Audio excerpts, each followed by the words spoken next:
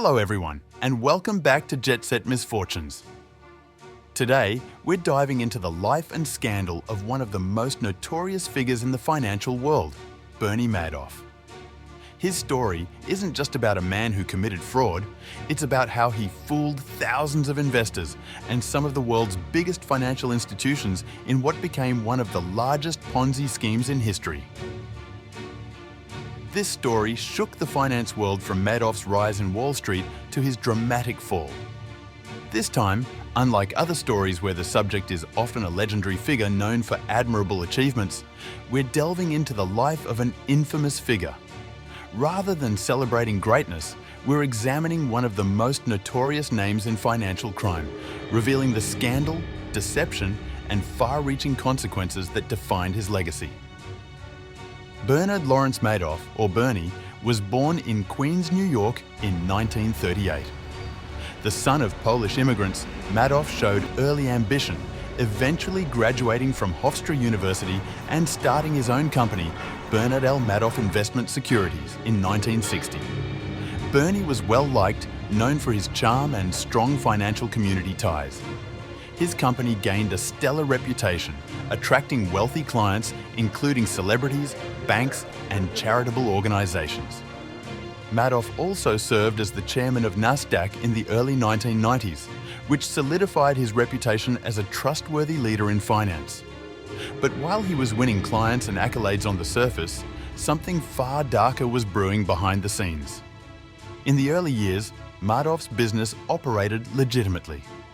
But sometime in the 1980s, he began running a Ponzi scheme, a form of fraud where returns to earlier investors are paid with the capital from new investors rather than legitimate profits. As Madoff's fame grew, so did his scheme. Madoff lured investors in by promising steady, reliable returns even during market downturns. With high-profile clients and impressive results, no one suspected that Madoff's returns were based on lies. Over the years, the scheme snowballed, reaching a shocking $65 billion.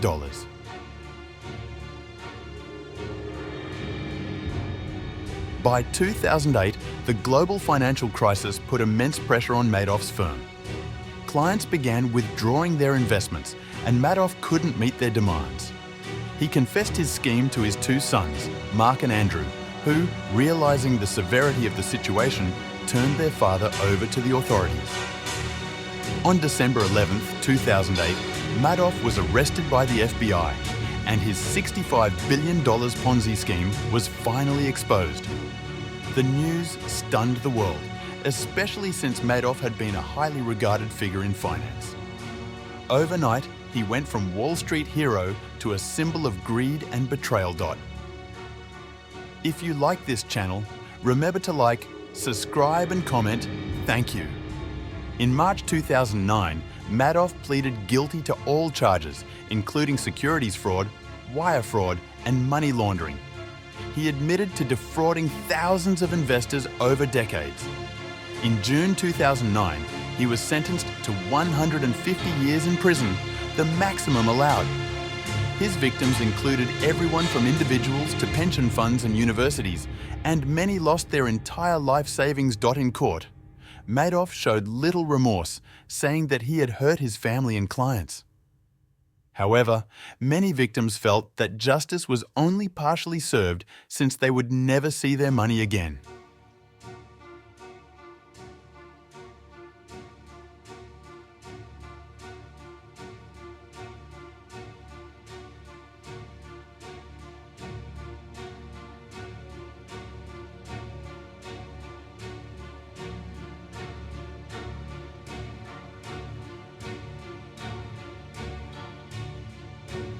The fallout from Madoff's scheme deeply affected his family. His son Mark died by suicide in 2010, struggling with the shame and guilt associated with his father's crimes. His other son Andrew died of cancer in 2014, reportedly blaming the stress from the scandal for his condition.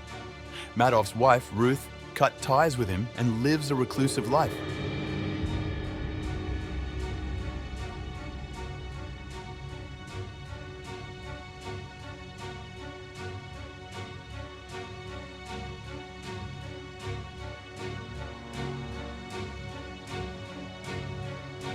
victims of the scheme experienced lifelong financial consequences, with many unable to recover their losses. Charitable foundations collapsed and investors were left financially ruined. Madoff's fraud wasn't just financial, it was deeply personal.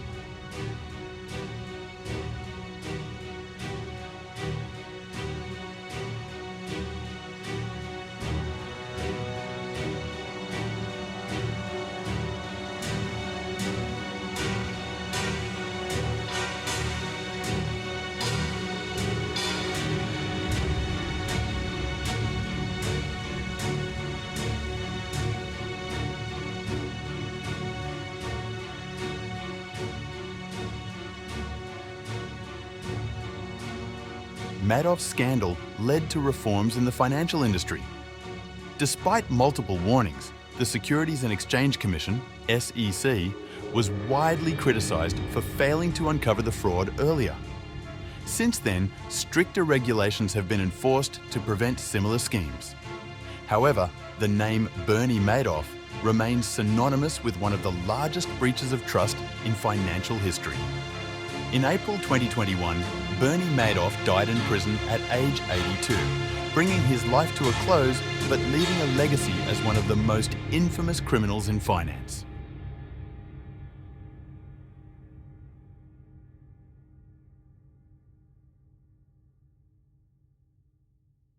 Bernie Madoff's story is a stark reminder of how greed and ambition can lead to disastrous consequences. His actions not only betrayed investors, but damaged the credibility of an entire industry. In many ways, Madoff's scandal changed Wall Street forever, highlighting the importance of regulation and skepticism, even in a world driven by success and ambition. In conclusion, Madoff's story reminds us of the devastating consequences that financial deception can have, not only on investors, but on entire economies and families.